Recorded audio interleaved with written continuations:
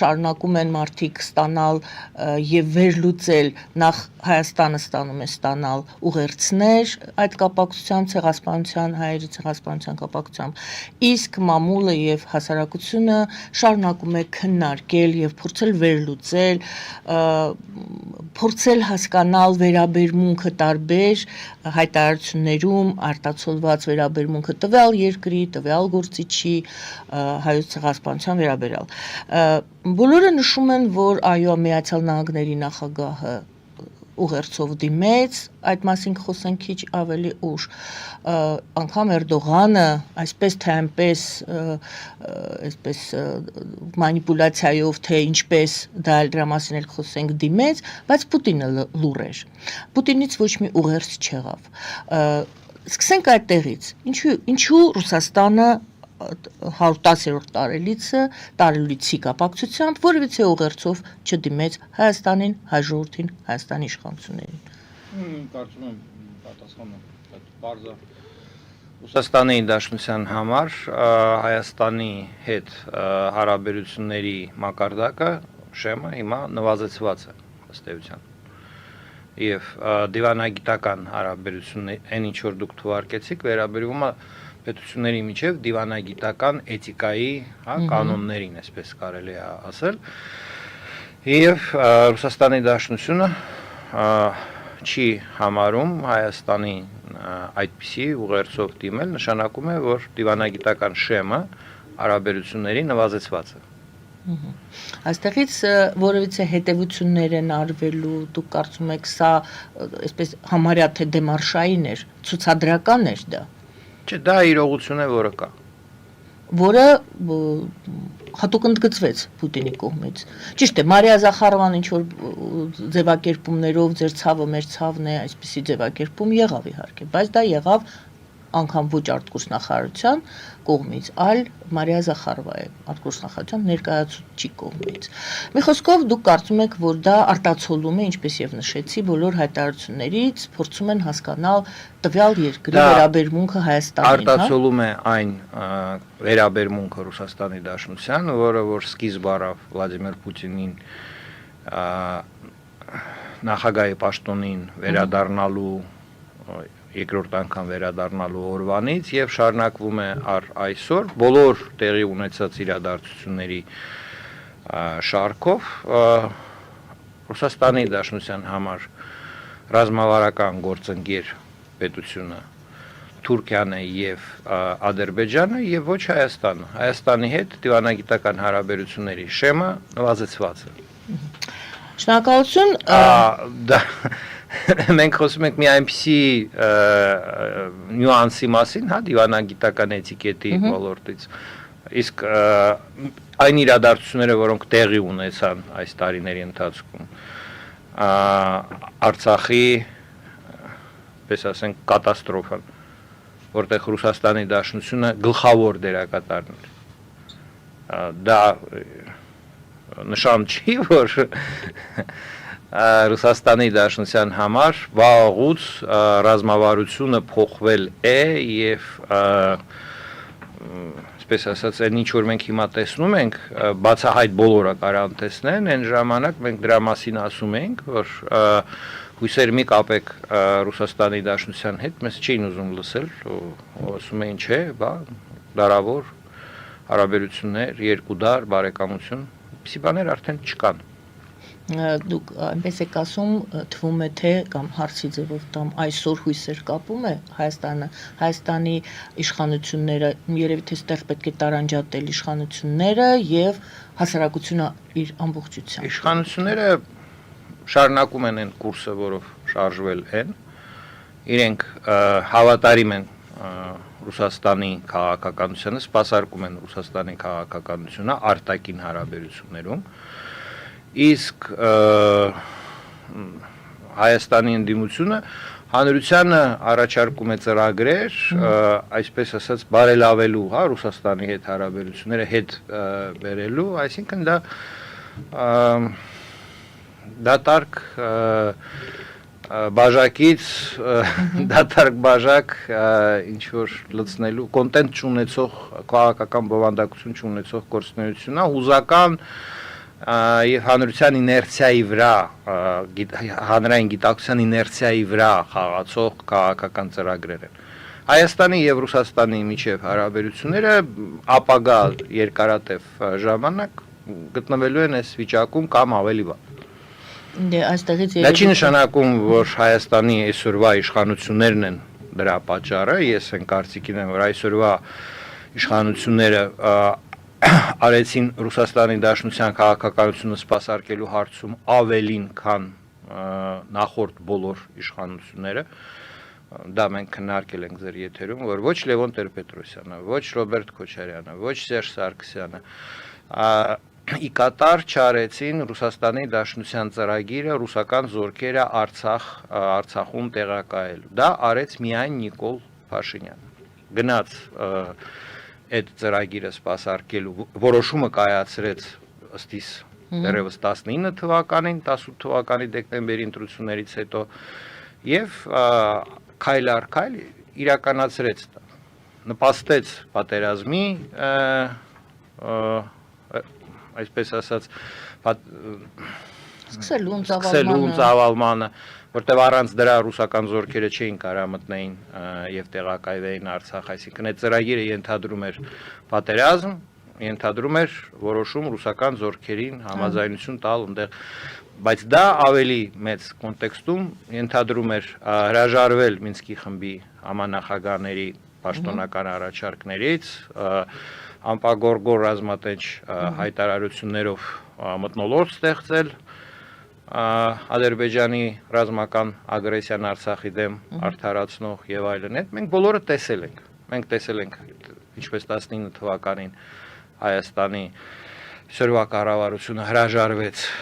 Մինսկի խմբի համանախագահների առաջարկից, տեսել ենք այդ ընդհուպ մինչև 20 թվականի օգոստոս, անպագորգոր հայտարարությունները տարբեր տեսակի եւ պատերազմը այդ հորդորը ժողովրդին պարտության դեպքում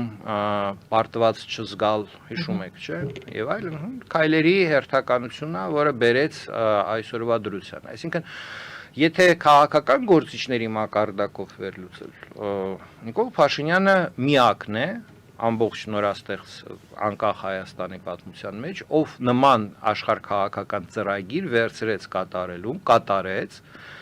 Ռուսաստանի ղեկավարության տեսակետից ինքը սեփական ժողովրդի դավաճան է եւ հարգանքի որպես մարդ արժանի չէ, բայց իրեն դիտարկում են որպես հնազանդ իրենց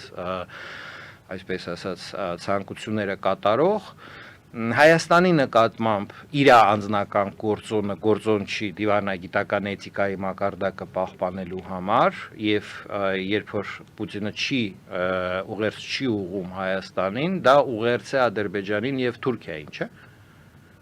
որտեղ այս հարցում կամը եւ այս ամենը այսպես ասած այսօրվա իրողությունն է Հայաստանում քաղաքական պայքարը ոնց որ թե մտավ իմ տեսակետից փակուղի, որովհետև խորհրդարանական ընդդիմությունը ասում է մենք կգանք եւ ձևական կողմը հարաբերությունների կբարելավենք, որովհետև բովանդակային կողմը հարաբերությունների անհնար է փոխել։ Ռուսաստանի Դաշնության ռազմավարական նշանակություն ունեն Թուրքիայի եւ Ադրբեջանի հետ հարաբերությունները։ Եվ Հայաստանի շահերը ստորադասված են այդ հանգամանքին։ Այսինքն այստեղ անձի խնդիրը չի, ով է Հայաստանի վարչապետը Ռուսաստանի համար, այլ իրավիճակն է թելադրում վարկագիծ։ Ես ճիշտ հասկացա, Ռուսաստանի ծրագիր դուք ձևակերպում տվեցիք։ Ռուսաստանի ծրագիրը իրականացնում Փաշինյանը, ասացիք։ Ռուսաստանի ծրագիրը Արցախի մասով հայտնի է ցանկացած մասնագետին եւ ցանկացած քաղաքացի, որը որ 94 թվականի մայիսի 12-ի հրադադարի համաձայնագիրը կարդաք, տեսնի, որ այնտեղ խոսքը գնում է,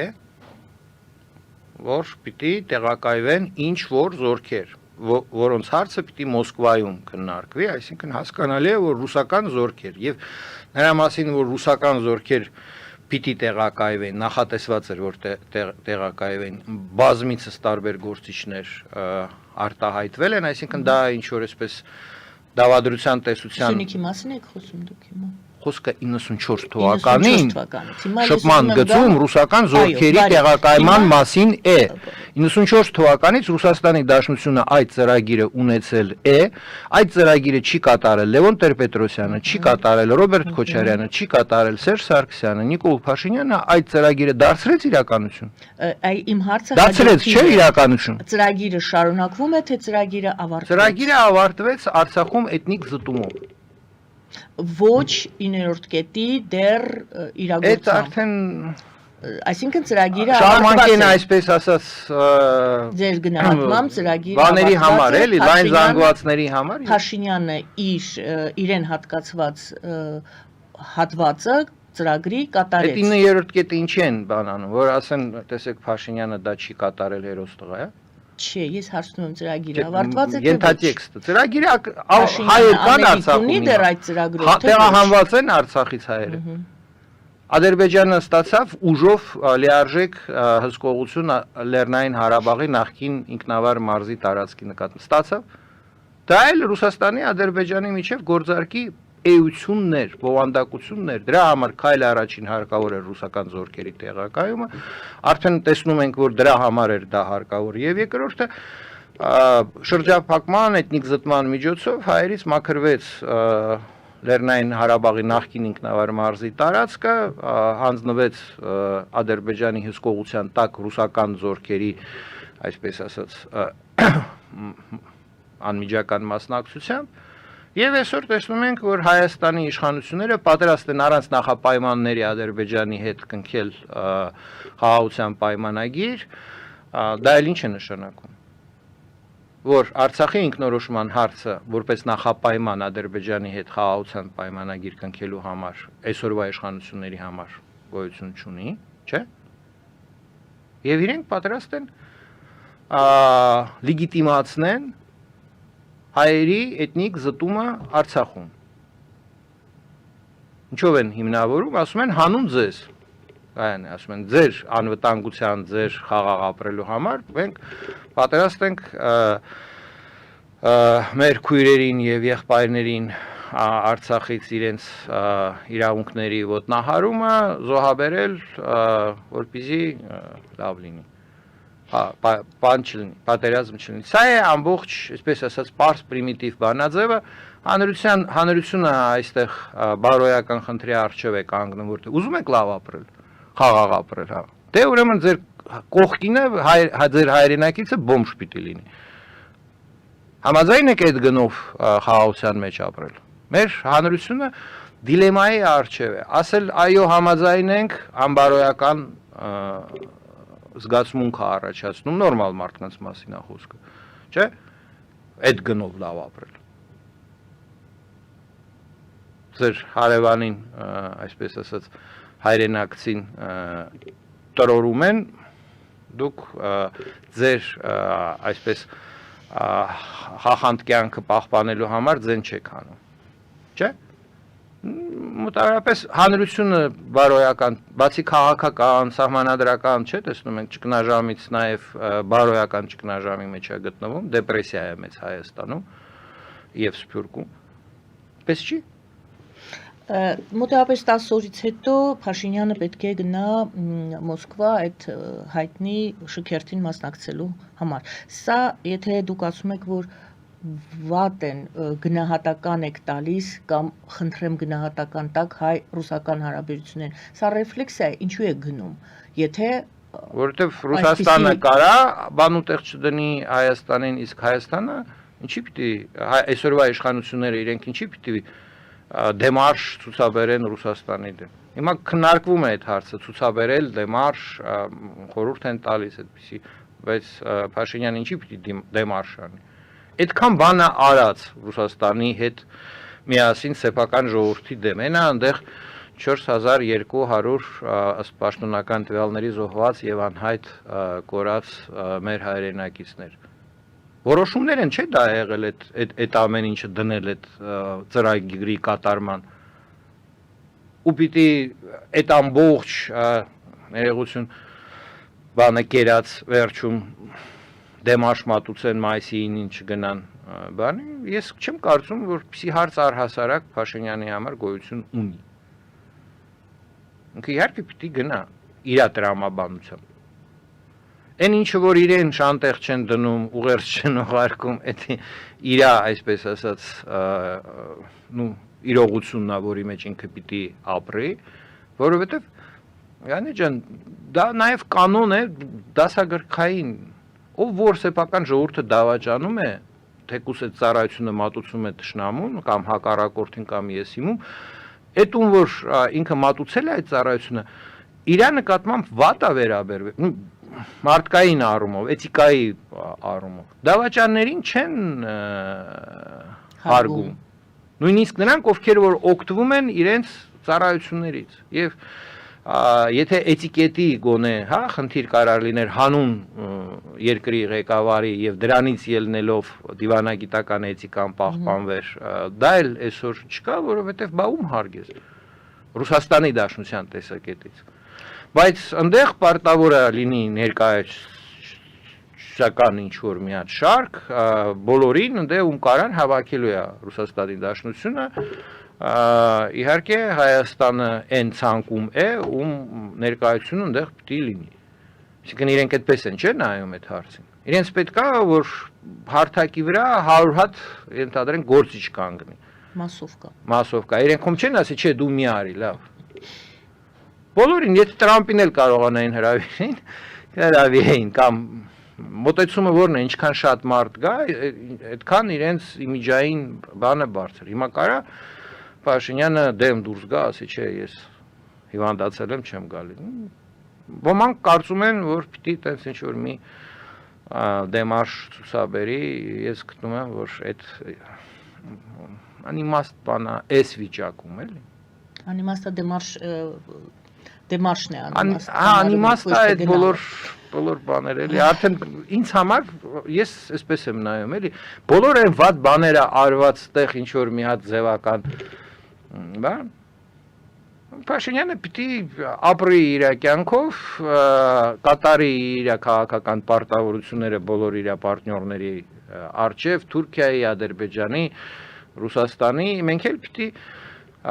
հետևողություն անենք ընտրել, թե չընտրել իրեն հաջորդ ընտրություններում։ Գյումրեցիներում 17000 մարդ որոշեցին, որ ոչինչ որ գյումրեցիները զոհվեցին եւ 60 հոգուց էլ ավել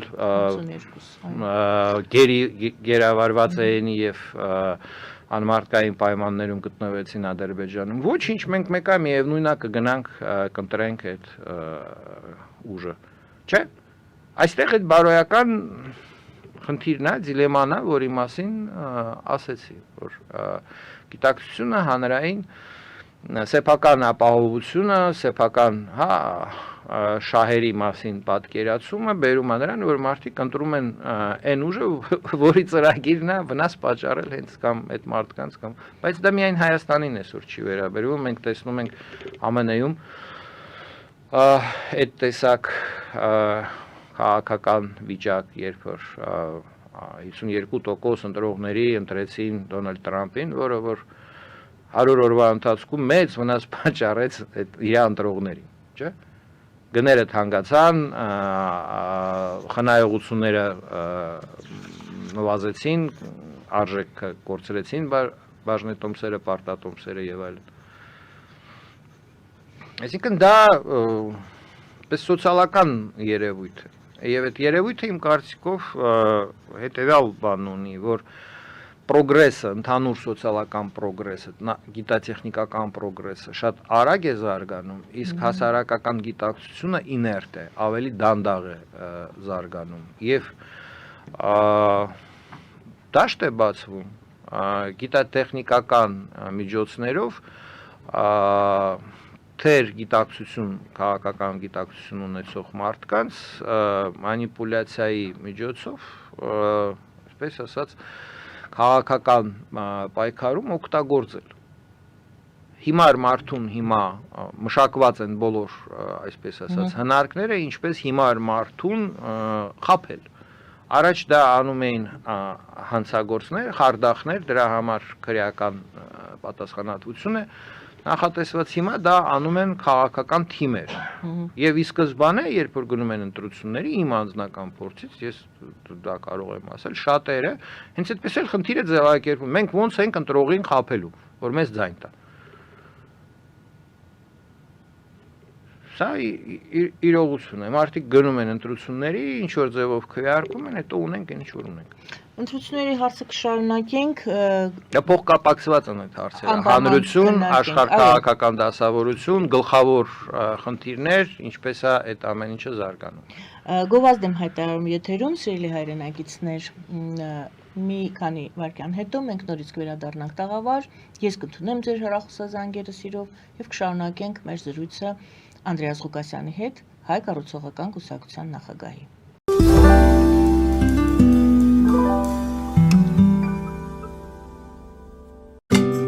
Ինչ է պետք տունը, առանձնատունը կամ ամառանոցը հաճելի, հարմարավետ դարձնելու համար։ Ճիշտ ընտրած կահույք, օրիգինալ դեկորներ, հյուրերին ընդունելուց գեղեցիկ սպասք, գուցե նոր սփռոց։ 60-ից ավելի ճանաչված եվրոպական բրենդների ինքնատիպ, չկրկնվող եւ մատչելի ընտրանին Fortuna Home and Country House խանութ սրահում։ Նորավոճ սպասք եւ կահույք հորեկա բնագավառի համար, տեքստիլ, տնտեսական ապրանքներ, ամեն ինչ գեղեցիկ կյանքի համար։ Ընտրեք այն, ինչ վաղուց փնտրում էիք Fortuna Home and Country House-ում, ձեզ համար եւ որպես նվեր ձեր մտերիմների համար։ Jackpot հագուստի վաճառակենտրոնը վերաբացվել է Թահանգա քաղաքում։ Նոր տեսականի, նոր արժեքներով ու նոր զեղչերով։ Եվրոպական հագուստ եւ կոշկեղեն կանանց, տղամարդկանց եւ երեխաների համար։ Օծանելիք, ճամպրուկներ, պայուսակներ, գիշերանոցներ, գոտիներ եւ դրամապանակներ։ Մեծ ապրանքատեսականի, մեծ զեղչերով։ Համեցեք Jackpot Թահանգայում։ Հասցեն 7057 Foothill Boulevard։ Հեռախոս 818 813 2252։ Jackpot։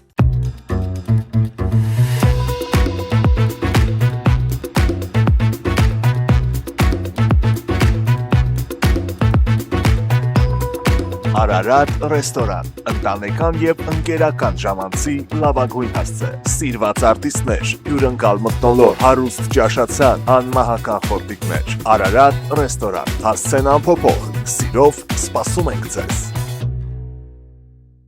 Ավելի քան 11 տարի Աքսիոմեդ վնասվածքաբանական վերականգնողական բժշկական կենտրոնում գործում են հենաշարժիչ համակարգի խնդիրների լուծման բոլոր ժամանակակից մեթոդները։ Հասցե Երևան, Տերյան փողոց 3 շենք, 42 տարածք, հեռախոս 010 522 882, 091 522 882։ Լավագույն պաղպաղակ, բնական, համեղ եւ մատչելի գներով պաղպաղակը կարող եք ձեռք բերել բոլոր հայկական խանութներում։ Պահանջեք հայկական պաղպաղակ, Թամարա պաղպաղակ։ Glendale West Pharmacy, ձեր ուղեկիցը տեղերի աշխարհում։ Ունեք հարցեր, զանգահարեք 818 548 5157 հեռախոսահամարով կամ այցելեք 1109S Glendale Avenue, Glendale CA 91 205 հասցեով։ Նոյան տապանի վազող տողում հայտարարություններ տեղադրելու համար այցելեք Երևան Իսահակյան փողոց 28 երրորդ հարկ կամ զանգահարեք 055 50 90 50 +1 818 967 567 կամ էլ կապվեք կոնտակտ Շնիկ NTM էլեկտրոնային հասցեով։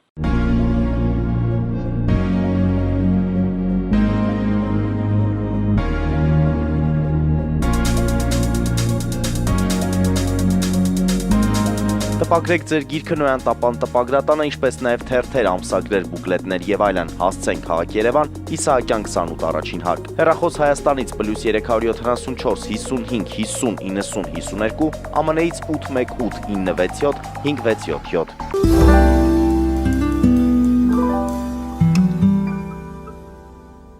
Սիրելի հայրենակիցներ, Անդրեաս Ղուկասյանի հետ ենք զրուցում, Հայ կառուցողական կուսակցության նախագահ։ Պարոն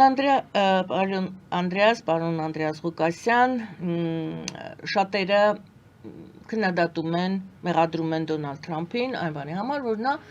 չօգտագործեց, չկիրառեց ցեղասպանություն ձևակերպումը, նա ասեց մեծ եղեռն, նա ասեց 20-րդ դարի ամենասարսափելի աղետներից մեկ, այսպիսի ձևակերպում էր, եւ նկարագրեց այդ աղետը, երբ 1.5 միլիոն հայեր արտաքսվեցին, արտաքսում նշվեց եւ մահվան տրվեցին եւ սպանվեցին։ Այսինքն այսպիսի ձևակերպում էր։ սարսափելի աղետ, արտաքսվեցին եւ սպանվեցին։ Շատերը ասում են պետք չէ ստիպել կամ պետք չէ տարբերություն դնել մեծ եղեռն եզրույթի եւ ցեղասպանության եզրույթի միջեւ։ Տեսեք, ասում են հрьяաները օգտագործում են հոլոկոստ ձևակերպումը եւ ամբողջ աշխարհը հոլոկոստ ասելով հասկանում է հрьяաների ցեղասպանություն։ Արդյոք մեծ եղեռն ձևակերպումը չի նշանակում հայերի ցեղասպանություն, համեցեք։ Չի նշանակում ցեղասպանություն դա իրավական տերմին է, խոսում է հանցագործության մասին։ ԱՄՆ-ի օրենսդիր եւ գործադիր իշխանությունը ճանաչել են Օսմանյան կայսրությունում եւ Թուրքիայում հայերի ցեղասպանությունը 1915-ից 1923 թվականներին, այսինքն ոչ միայն ապրիլի 20-ին Օսմանյան կայսրության կառավարության որոշման մասին է խոսքը դեպորտացիայի ենթարկել հայերին, ոչ վստահելի հայերի ցուցակներ է կազմել եւ արտաքսել համակենտրոնացման ճամբարներ, ինչ ենք մենք նշում ապրիլի 24-ը որպես հիշատակի օր է զոհերի, որովհետեւ այդ օրն էր հրապարակվել նշված որոշումը կառավարության Օսմանյան կայսրության։ Եվ դրանից օրեր հետո Անտանտան հայտարարությունով հանդես եկավ, մեղադրեց Օսմանյան կայսրությունը մարդկության դեմ հանցագործության մեջ, ինչը եւ գիտենք հետագայում պատերազմի ավարտին հիմք դարձավ, ինչու այդ գլխավոր դերակատարներին ենթարկեցին դատական քննության եւ պատժի։ Սա, այսպես ասած, պատմական կողմը հարցի։ Դոնալդ Տրամփի մասով ես ունեմ ձևավորված պատկերացում, որ այսօրվա ամերիկյան վարչակազմը նախագահական անմայն ինչ որ իրեն ձեռնտու է։ Եվ այդ ձեռնտուն դա լոբինգի, այսպես ասած, փողի խնդիր է կարճ ասած։ Չէր արվել այն ինչ որ բավարար չափով աշխատանք հայկական կողմից, հա։ Ну, եթե sense շատ բարձրացնենք, ինչ որ գումար պիտի տրվեր, չի տրվել, դրա համար էլ չի ասել։ Դոնալդ Տրամփի հետ կապված եւ այդ վարչակազմի հետ կապված ես բոլոր քաղաքական դրսևորումները գնահատում եմ այդ տեսակետից, ով կարողացավ գումար տալ, նրա օգտին էլ կլինի եւ քաղաքական հայտարարություն։ Դա պես իրողություն է, եւս նոր իրողություն է, որի հետ պիտի հարմարվենք։ Հիմա մարդիկ, ովքեր որ միգուցե պիտի մասնակից լինեին այդ լոբինգի կազմակերպման եւ այլն, եթե իրենք են ասում, որ դե ոչինչ, ով ասեց, որ Զապարոժեցը Մերսեդեսի, էնելա Մերսեդեսն էլա մեքենա, Զապարոժեցն էլա մեքենա, հա։ Բայց դա տարբեր մեքենաներ են։ Очень, մենք Զապարոժեցով յոլա կգնանք, հա, այդ խոսակցությունը, разговор в пользу бедных։ Ես այդպես եմ գնահատում։ Այսինքն ցեղասպանություն ձևակերպումը ինքը խիստ Դա վերաբերվում է միայն Դոնալդ Տրամփին, որովհետև պաշտոնապես ԱՄՆ-ն ճանաչել է եւ գործադիր իշխանությունը, եւ օրենսդիր իշխանությունը ցեղասպանություն։ Դոնալդ Տրամփը դա հավանաբար կաներ, եթե լոբինգի աշխատանքը լիներ բավարար վիճակում։ Ավելի ճիշտ հասկանալի է, որ կար թուրքական լոբինգ եւ պետք է գրանցենք, որ հայկական լոբինգը կամ չկար, կամ էլ թուրքական առաջարկը չի գերադասել, չի գերազանցել։ Բարի, մեկ հեռախոսազանգ փորձենք ընդունել, շարունակելով մեր զրույցը։ Այո, լսում ենք ձեզ, բարև ձեզ։ Բարև ձեզ, Տիկին Արաքելյան, բարև ձեզ, պարոն Ուղղասյան։ Պարոն Ուղղասյան, նախ այդ Դոնալդ Թրամփի հետ կապված, այո, շատ տխուր էր, այն փաստը, որ նա չճանաչեց, այսինքն չօգտագործեց ցեղասպանություն բառը, սա միգուցե դաս լինի այն բոլոր հայերի համար եւ հայրենիքում եւ մեր մոտ Միացյալ Նահանգներում, ովքեր մեծ հույսեր են կապում Թրամփի հետ։ Բայց ձեզ այսպիսի հարց տամ, ձեր վերլուծությունը, որ խոսքը լոբինգի մասին է, ձեր կարծիքով Թրամփը մի դարձած այնքան փողի կարիք ուներ, որ կարող էր հայերի առաջարկած որևէ գումար ինչ որ առաջարկեմ կարճ իմ տեսակետը եւ դուք հայտնեք ձեր կարծիքը։ Միգուցե Թրամփը անում է այն, ինչ որ իր կարծիքով շահավետ է Միացյալ Նահանգներին։ Միացյալ Նահանգների համար հիշենք, որ տարիներ շարունակ, տասնամյակներ շարունակ ահռելի գումարներ ծախսվեց հայերի կողմից, բայց Ամերիկան ճանաչեց միայն այն դեպքում 19 թվականին, 20 թվականին, երբ Հայաստանը փոխվում էր Ռուսաստանից։ Միգուցե եթե Փաշինյանը ձեր վարչապետը ավելի վճռական դեպի արևմուտք գնար եւ չլիներ հապկում, չլիներ ԵԱՏՄ-ում, այլ դիմեր Եվրոմիության, լիներ արևմտյան ճամբարում, միգուցե Թրամփը հասկանար, որ Հայաստանը շահավետ է Ամերիկայի համար, տանել Հայաստանի օգտին։ Հիմա իր համար շահավետ չէ, ԱՄՆ-ի համար շահավետ չէ վերցնել Հայաստանի կողմը։ Ինչ եք ասում այդ վերլուծության մասին։ Շնորհակալություն։ Եթե Հայաստանը լիներ Եվրոմիության եւ, այսպես ասենք, արևմուտքի ԱՄՆ-ի դաշնակիցը, անկախ նրանից, թե ինչքան փող կբերեին թուրքերը, Դոնալդ Թրամփը լիներ, թե ով լիներ, ստիպված կլիներ արտահայտել ցեղասպանություն բառը։ Դա պարզապես ինքը ստիպված կլիներ, դիվանագիտական էթիկայի պահանջը կլիներ, անհրաժեշտությունը, որը որ ոչ մի, այսպես ասած, թուրքական կողմից բերված գումար իմ կարծիքով չէր կարողանա այդ շեմա անցնել։ Նման պայմաններում, որը որ այսօր կա, խնդիրը բացարձակապես ես տեսնում եմ փողի մեջ, այն որ Դոնալդ Թրամփը միլիարդատեր է, ես չեմ կարծում, որ նշված հարցի հետ առնչություն ունի, որովհետև լոբինգը դա երևույթ է եւ անհատների անձնական ֆինանսական քաղաքական գործիչների, պետական գործիչների անհատական ֆինանսական իմ կարծիքով բանի հետ մենք դա եկեք չկապենք, որովհետեւ դա արդեն կոռուպցիայի մասին խոսքը կլներ, ոչ թե լոբինգի, հա։ Ես ոնց որ թե դրա մասին չէի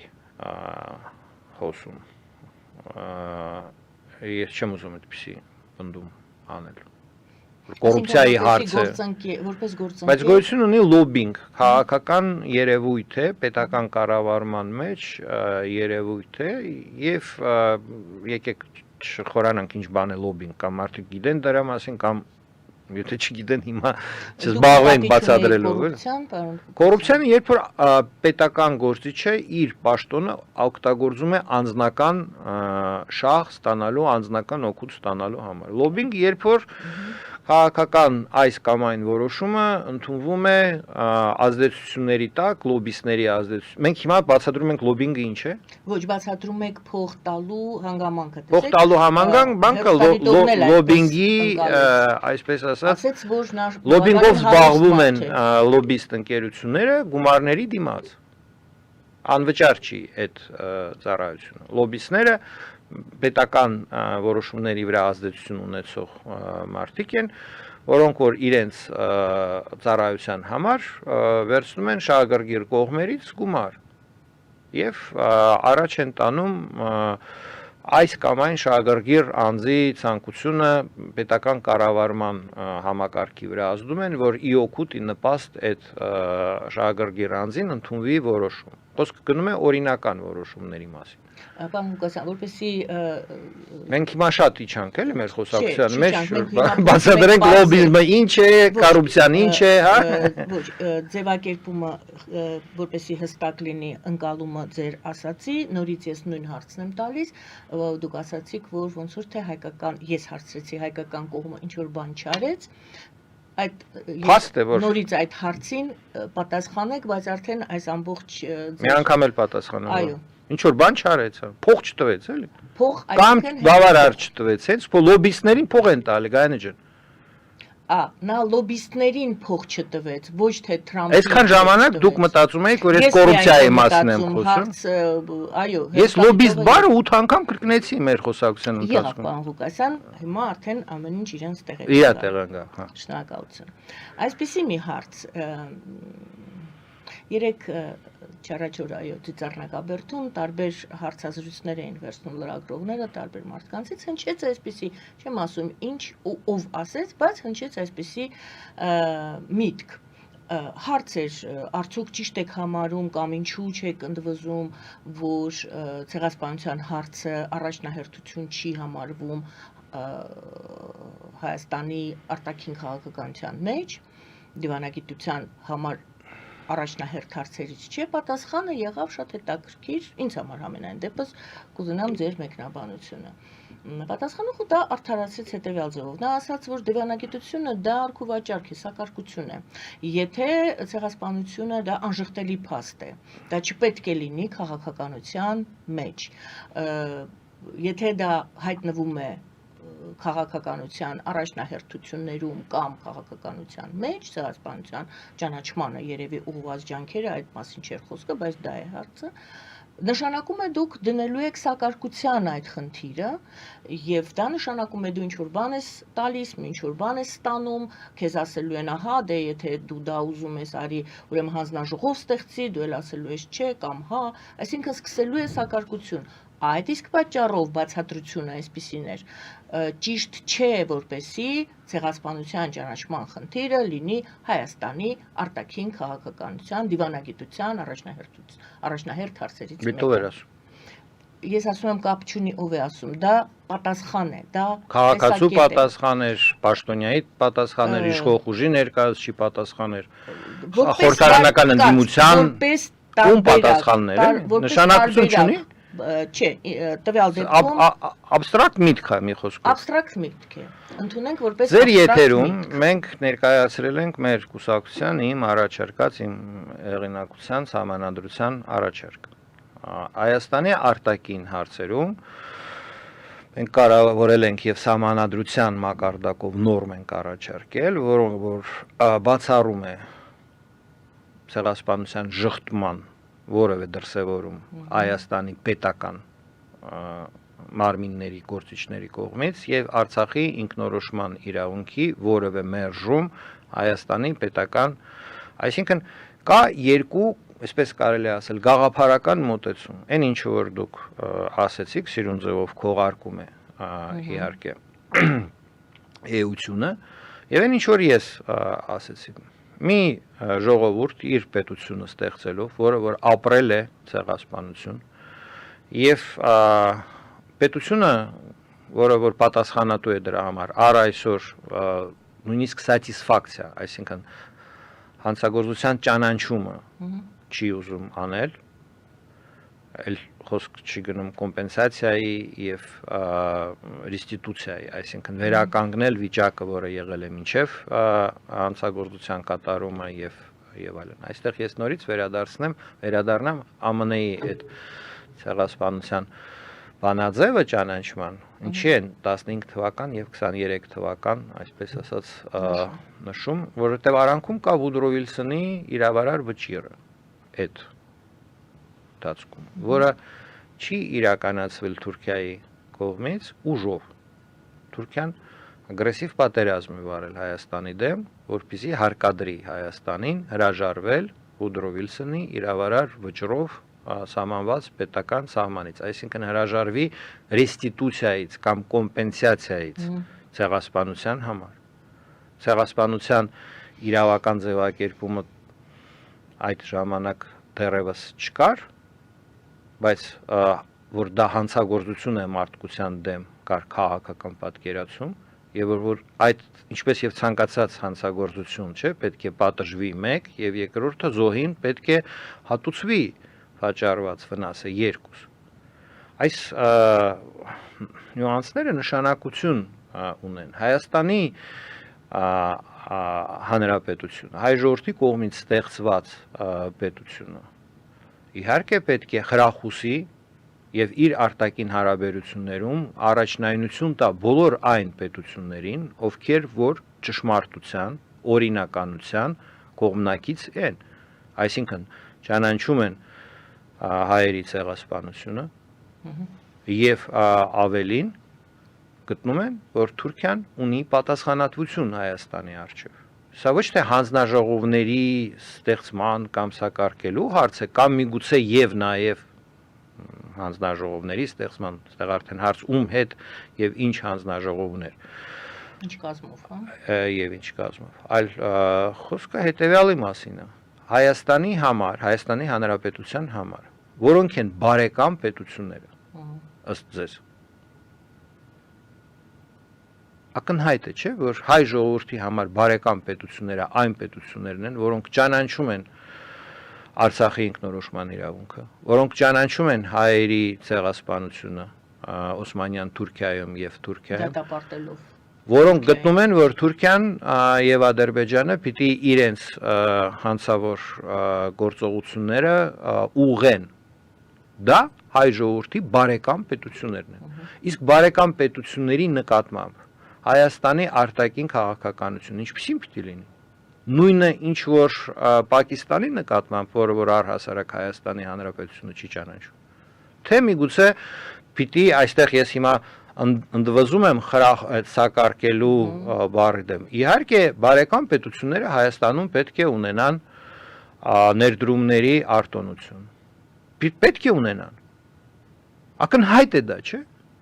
Որ բարեկամների հետ մի տեսակ հարաբերություններ պիտի բարեկամ պետությունների հետ մեր պետությունը իր արտաքին հարաբերություններում ձևավորի, ոչ բարեկամ պետությունների հետ այլ ձևով։ Կապերը միջպետական պետք է լինեն ավելի բարձր մակարդակով, ներկայացչական, իմիջային եւ այլն եւ այլն։ Դա իմ կարծիքով չի կարելի անվանել սակարկություն։ Եվ մենք սահմանադրության մեջ մեխով ամրագրեցինք, տեսնելով մեր ժողովրդի արդեն ձեռք բերված փորձը, որ այո, կարող են եւ այլ ժողովուրդների ԱՄՆ-ի օրինակ այսօրվա լինեն քաղաքական իրավիճակներ, երբ իշխանության ընտրվում է ինչ որ քաղաքական ուժ, որի ծրագիրը իրական տվյալ ժողովրդին եւ պետությանը վնաս պատճառելն է, նեղ ինչ որ սեփական պատկերացումներից կամ շահերից ելնելով,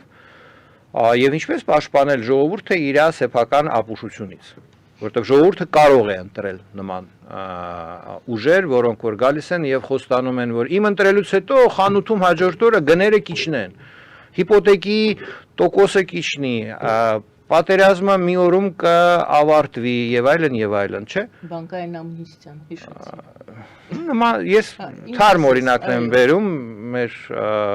ունկնդիրը որ զանգեց ԱՄՆ-ի օրինակ, դա էր, չէ՞, այդ ընտրական, այսպես ասած, բան եւ այլն, որով որ մարդիկ համապատասխան ձևով կվարվեն։ Մենք Հայաստանում ենք տեսել նման բաներ եւ այդ ձև է այսօրվա իշխող ուժը, չէ՞, իր խոստումների ու իրենք այդ դիսկուսիայի մեջ են բարբերաբար ինչ են արել, ինչ չեն արել, հատիկ վերադարձրել են, չեն վերադարձրել կամ մյուս եկեք հեռու մնանք այդ բանից։ Բայց սա իրողություն է, սեփական ժողովուրդը պաշտպանելու համար մարդը պիտի ենթադրենք ընդունի, որ այո, ինքը սխալ, կարող է սխալ գործել, կարող է տրվել հուզական ազդեցությունների ագահության, հեռու չի, չէ, մարդկանցից ագահությունը, հեռու չի մարդկանցից հիմարությունը վերջո։ Ցանկացած հասարակության որոշ զանգված ինտելեկտուալ առումով, այսպես ասած, չի փայլում։ Իրողություն է դա, չէ։ Սահմանադրությունը ընդունելիս մեր մեթոդաբանությունը եղել է հետևյալը, որ այո, ժողովուրդը պետք է իրեն պաշտպանի իրենից հենց, իր սեփական քաղաքական սխալ որոշումներից եւ դրա համար սահմանադրության մեջ արգելի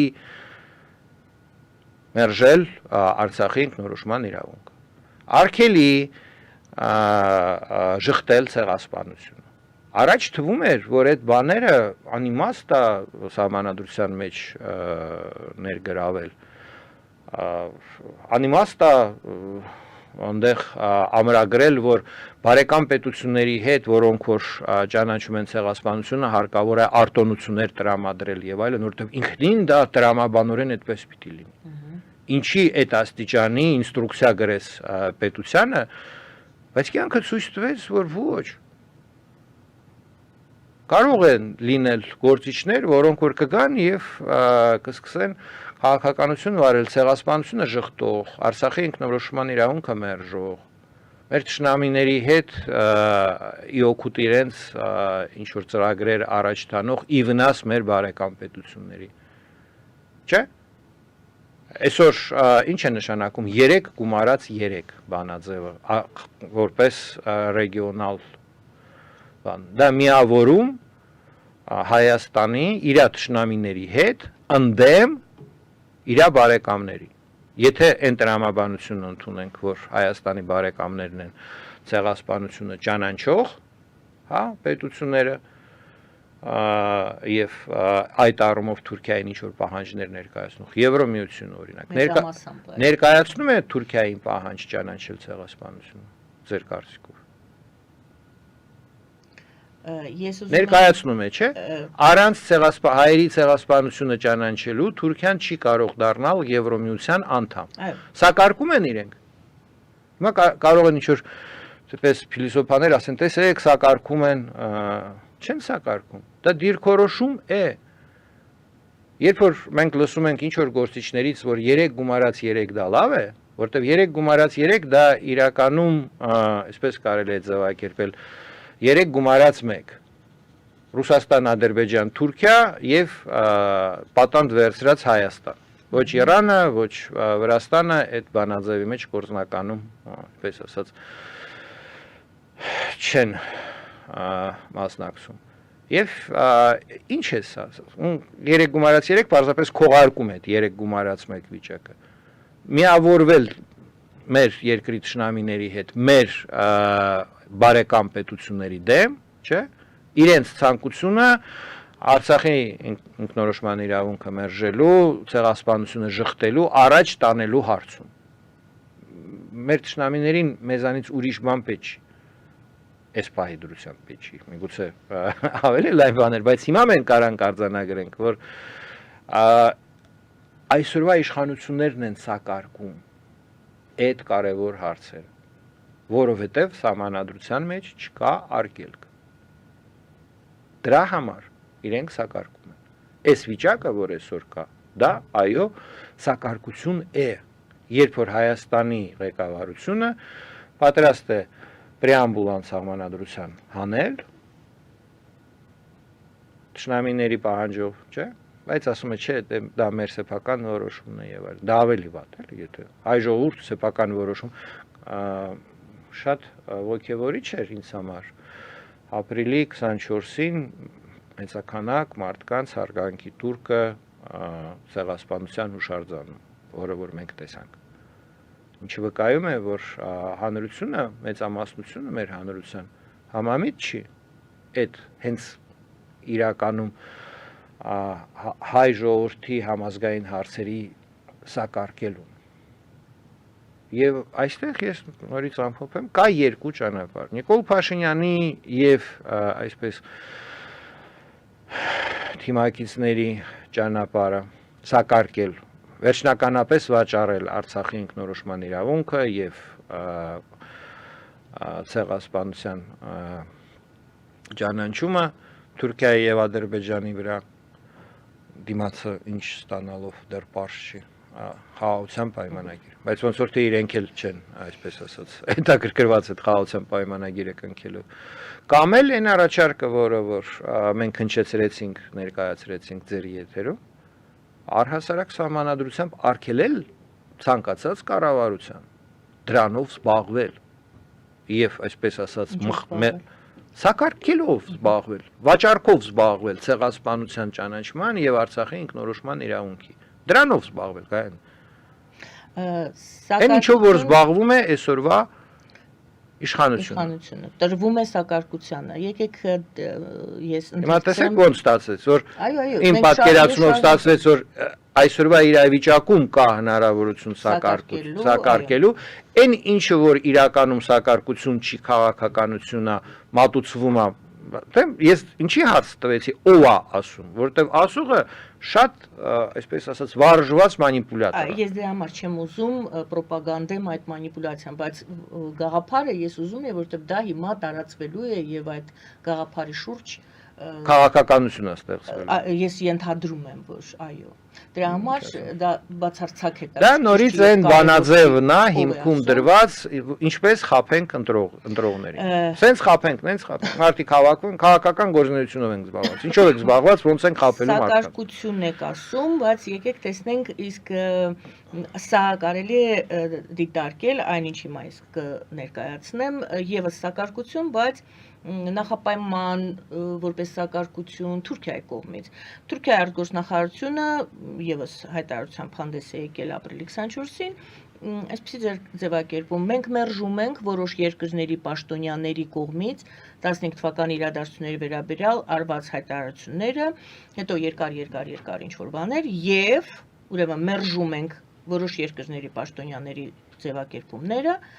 եւ կոչ ենք անում աջակցել Թուրքիայի եւ Հայաստանի միջև հարաբերությունների կարգավորման ընթացիկ գործընթացին։ Սակարկություն է սա։ Չէ, սա ուլտիմատում է։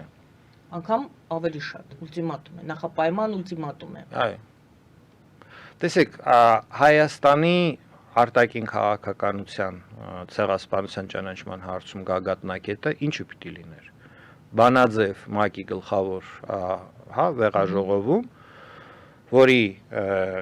քվեարկեին 192 պետություններից հնարավորինս շատերը, հիմա որ մենք հաշվենք ինչքան պետություն կարող են քվեարկել։ Ով է թուրքերի, ադրբեջանցիների հետ ախպեր դրանց հանենք, քանի հոգի են, էլի, թող 10 հոգի լինեն, ենթադրենք։ Մնացածը քվեարկեն կողմ, չէ՞, ճանաչելու հայերի ցեղասպանությանը Օսմանյան կայսրությունում եւ Թուրքիայում։ Դա կլներ, չէ, արտաքին քաղաքականության գագաթնակետը ցեղասպանության միջազգային ճանաչման հարցում։ Հայաստան դրանով զբաղվում է 30 տարվա ընթացքում զբաղվել է։ Ոչ,